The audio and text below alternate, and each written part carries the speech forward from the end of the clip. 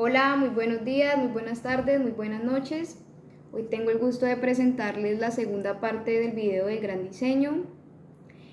En este video nos adentraremos en cuestiones claves de la física cuántica, sus principios básicos, para en el próximo video abordar lo que es la teoría del todo y darle finalización a esta serie de videos explicando el libro del gran diseño de Stephen Hawking.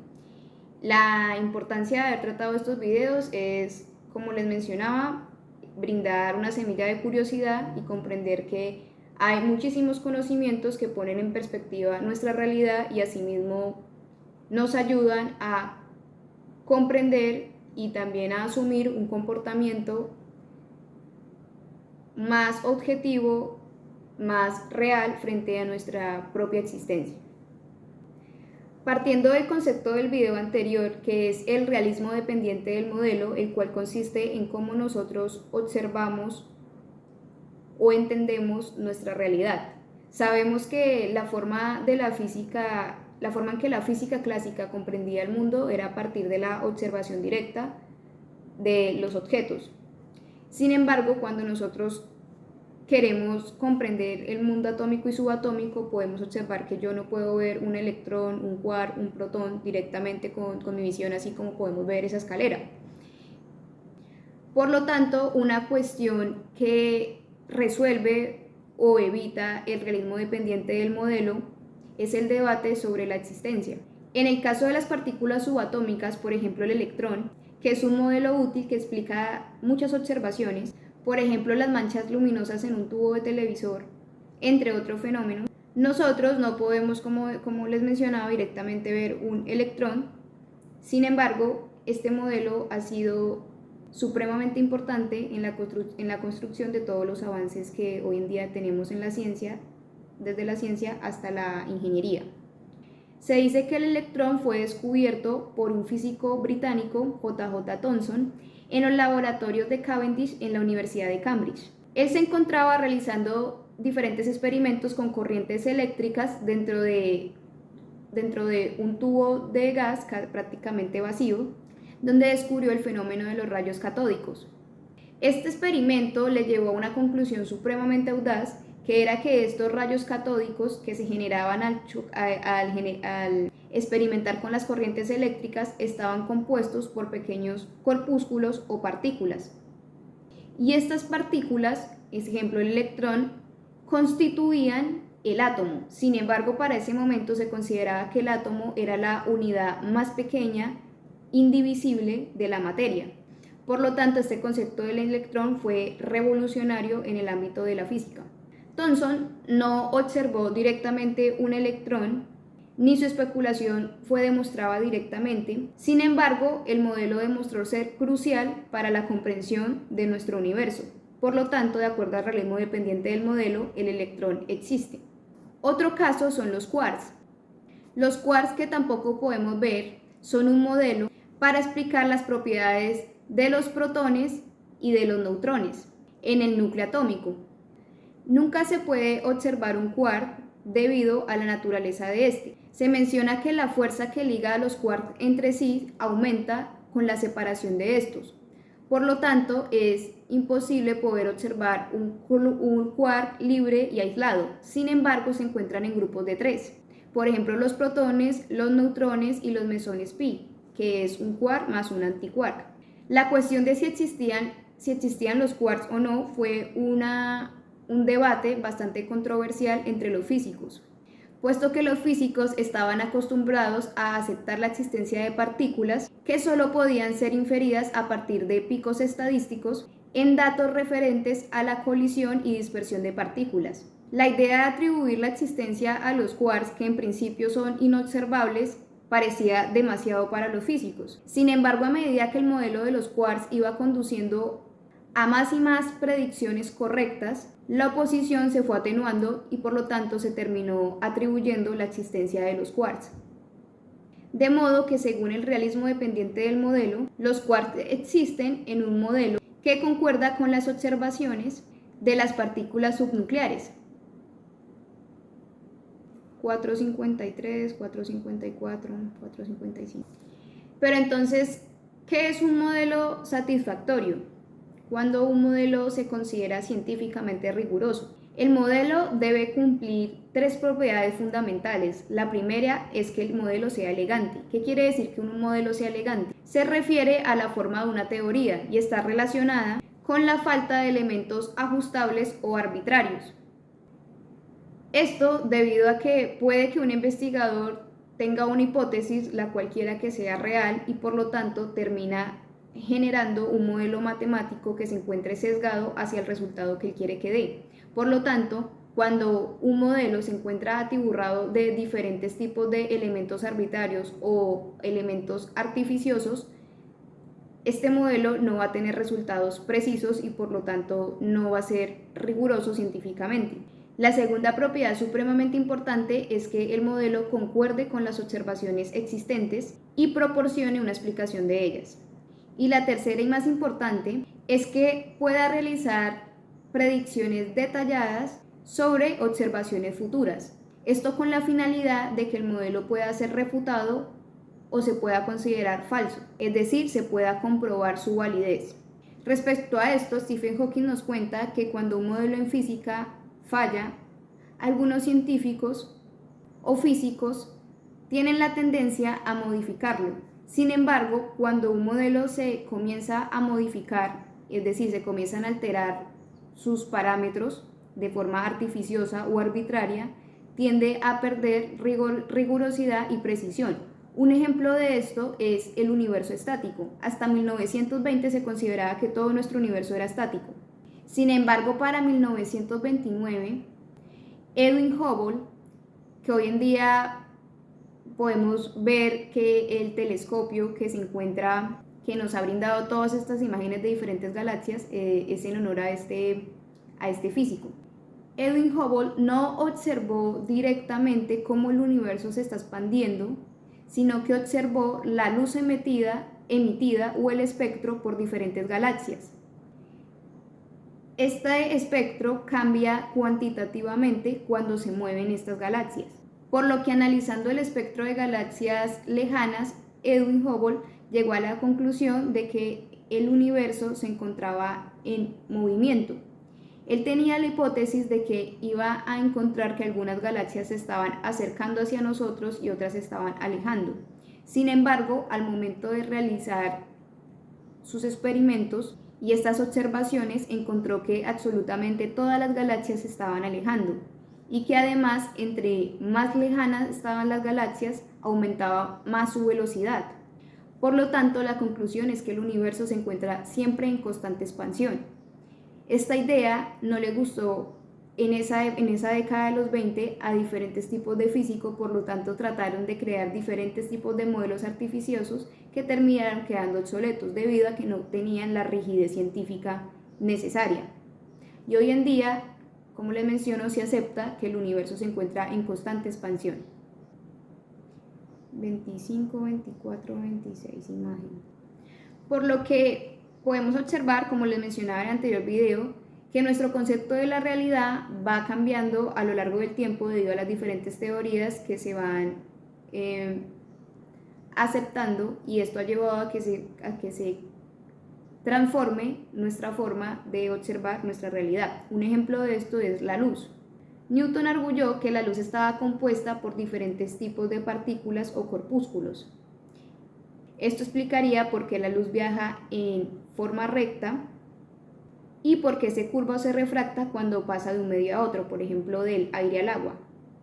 Sin embargo, Newton descubrió un fenómeno que tiene el nombre de los anillos de Newton, que se puede observar cuando colocamos una lente sobre una superficie plana reflectante y lo iluminamos. Observaremos verticalmente que se forman una serie de anillos claros y oscuros. La teoría corpuscular de la luz de Newton nos sirvió para poder explicar este fenómeno. Sin embargo, más adelante, la teoría ondulatoria de la luz sí serviría para poder explicar este fenómeno por medio del fenómeno de la interferencia, que una manera de ilustrarlo sería como una onda de agua, la cual tiene unos picos y unos valles, y consiste en que las ondas, cuando se encuentran tienden a reforzarse, que esto se llama interferencia constructiva, o tienden a anularse, que se llama interferencia destructiva. Por lo tanto, un dato curioso es que para el siglo XIX se consideró que la teoría ondulatoria de la luz era correcta y por lo tanto la teoría corpuscular de la luz no podía ser correcta, por lo tanto era falsa. Sin embargo, a principios del siglo XX, Einstein demostró que la luz se comportaba de manera dual, es decir, la luz era partícula y a la vez también se comportaba como una onda. Esta dualidad mostró que el universo y las leyes no se pueden explicar solo con una teoría o que solo una teoría es válida, sino que se necesita una amplia red de teorías para poder explicar la naturaleza de nuestro universo. A esto se le conoce como la llamada teoría M. Ahora dirigiremos nuestra atención a un principio fundamental sobre el cual reposa la física moderna, es decir, la física cuántica. En esta visión, el universo no tiene una única existencia o una única historia, sino que es posible cada versión diferente del universo exista simultáneamente, y a esto se le conoce como una superposición cuántica. Esto suena como de ciencia ficción, sin embargo, a medida que nos adentremos aún más en estos conocimientos, podemos comprender pues que literal a veces la realidad supera la ficción. Ya entrando en materia precisamente de la física cuántica, nos cuenta Stephen Hawking de un experimento que es la base para la construcción del marco de la física cuántica, que es el experimento de la doble rendija. En 1999, un grupo de físicos austriacos realizaron un experimento el cual consistía en lanzar una serie de moléculas llamadas fullerenos contra una pantalla que detectaba cuántas moléculas llegaban allá. Entre el lanzamiento de las moléculas del punto A al punto B donde está la pantalla se encontraba una barrera, la cual tenía dos rendijas por donde podían pasar estas moléculas. Un ejemplo análogo para poder entender esto mejor es como si un jugador de fútbol estuviera lanzando balones a la cancha o al arco, y entre el jugador de fútbol y el arco está un muro de concreto en el cual se encuentran dos aperturas, donde los balones pueden pasar por una apertura 1 o por una apertura 2 y pasar directamente a la cancha. Sin embargo, este experimento tuvo resultados completamente extraños a nuestra lógica, porque al abrir las dos rendijas, la lógica nos diría que se supone que deberían llegar más moléculas o más balones a la cancha, ya que hay más posibilidades para que puedan entrar precisamente a ese arco o a esa pantalla, chocar contra esa pantalla. Sin embargo, el abrir una segunda rendija hizo que permitía o se halló que llegaban menos moléculas a la pantalla. Examinando esto en detalle, en el experimento, muchos de los balones o fullerenos van a parar al punto que está en el medio de las ubicaciones donde se esperaría que deberían llegar las moléculas. Es decir, se reconoció un patrón característico del fenómeno llamado interferencia, que tratamos hace poco. Las zonas donde llegaban las moléculas corresponden a regiones donde las ondas llegan en fase, es decir, corresponde a la interferencia constructiva. Se refuerzan entre sí, y por el contrario, las zonas donde no llegaban las moléculas corresponden a regiones donde las ondas emitidas por las dos rendijas llegan en oposición o se anulan entre sí, construyendo o constituyendo la interferencia destructiva. Al respecto de este experimento, Richard Feynman escribió que el experimento de la doble rendija constituía todo el misterio de la física cuántica. Los principios de la física cuántica fueron desarrollados a principios del siglo XX, después de haber advertido que la teoría newtoniana no servía para poder comprender el mundo a nivel atómico y subatómico. El marco de la física cuántica implica un esquema conceptual completamente diferente, en el cual la posición, la trayectoria e incluso el pasado y el futuro no están determinados con precisión. Otro dato es que las teorías cuánticas de las fuerzas como la gravitacional y la electromagnética se encuentran construidos sobre este marco de física moderna. En el caso de la física cuántica, en este momento muchos físicos se encuentran construyendo y trabajando para aclarar los detalles de los cuales se busca demostrar cómo las leyes de Newton emergen del mundo cuántico. Esto debido a que nosotros y nuestro entorno nos encontramos conformados por estas partículas subatómicas, por millones de partículas subatómicas. Volviendo al experimento de la doble rendija, la primera vez que se realizó fue en 1927 en los laboratorios de Bell por los físicos Clinton Davisson y Lester Germer. Este experimento consistió en lanzar electrones contra un cristal de níquel, en el cual encontraron y hallaron el mismo patrón de interferencia. Fueron precisamente estas observaciones experimentales lo que motivó y constituyó al avance y a la construcción del marco de la física moderna. Para la comprensión del próximo video, es necesario mostrar cuáles son los principales hitos y fundamentos de la física moderna, o es decir, de la física clásica. Uno de ellos es la incertidumbre formulada por Heisenberg en 1926. El principio nos dice que nosotros tenemos limitantes en nuestras capacidades de poder medir dos magnitudes simultáneamente, como por ejemplo la posición y la velocidad de una partícula atómica o subatómica. Según el principio, cuando nosotros multiplicamos la incertidumbre de la posición de una partícula cuántica por la incertidumbre en la cantidad de movimiento de la partícula, es decir, su masa por su velocidad, el resultado nunca puede ser menor a una constante llamada Planck. Esta constante es sumamente pequeña y en este momento la encontraremos en pantalla. Pero, ¿qué quiere decir esto en palabras más comprensibles para nosotros? Es decir, que cuanto más precisa sea la velocidad que nosotros determinamos de una partícula, menos precisa va a ser su posición y viceversa. Entre más precisa sea la posición que calculamos de una partícula, menos precisa va a ser su velocidad.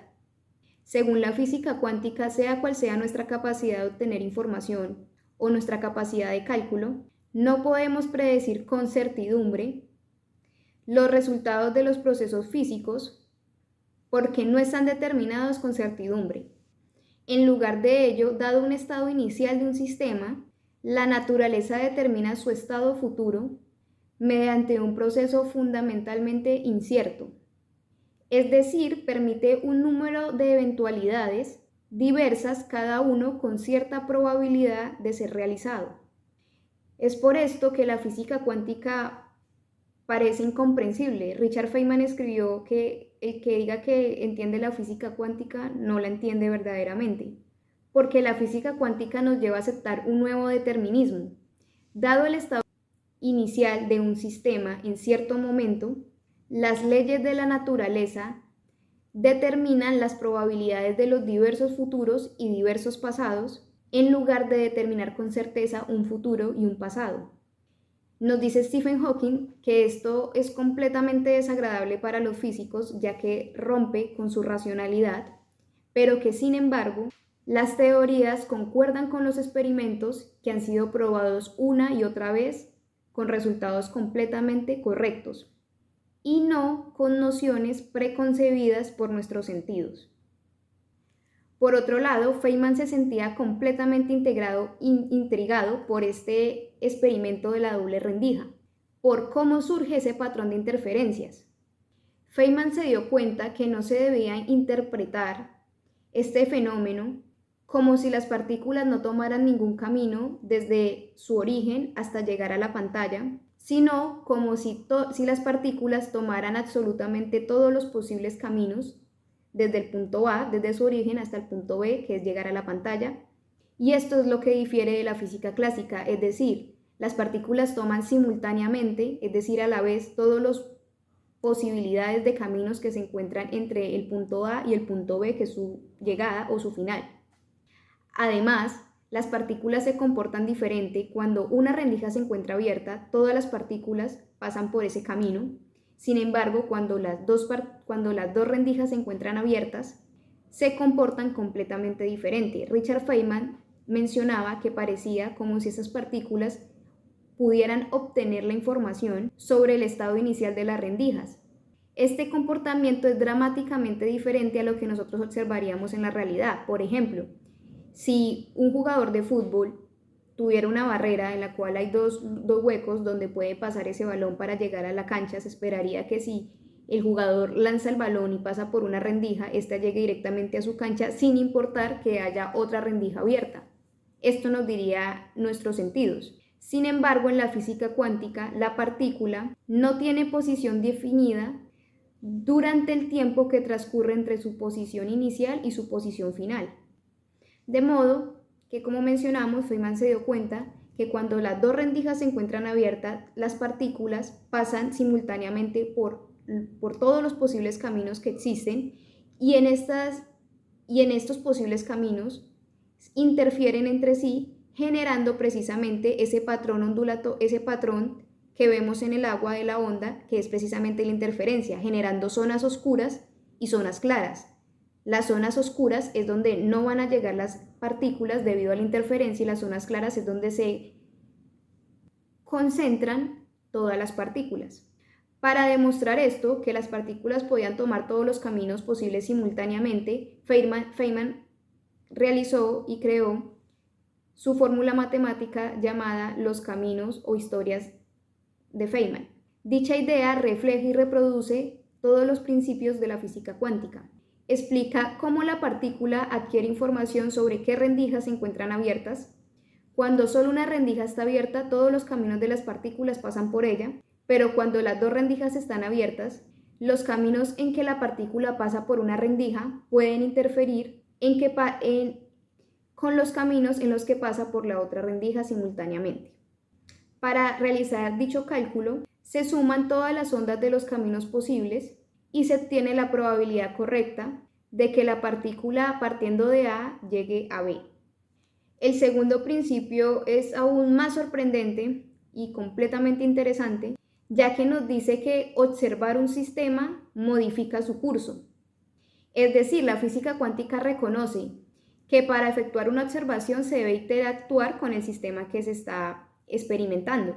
Es decir, esa observación o esa iluminación, aunque sea tenue, termina cambiando el resultado y el comportamiento de las partículas subatómicas.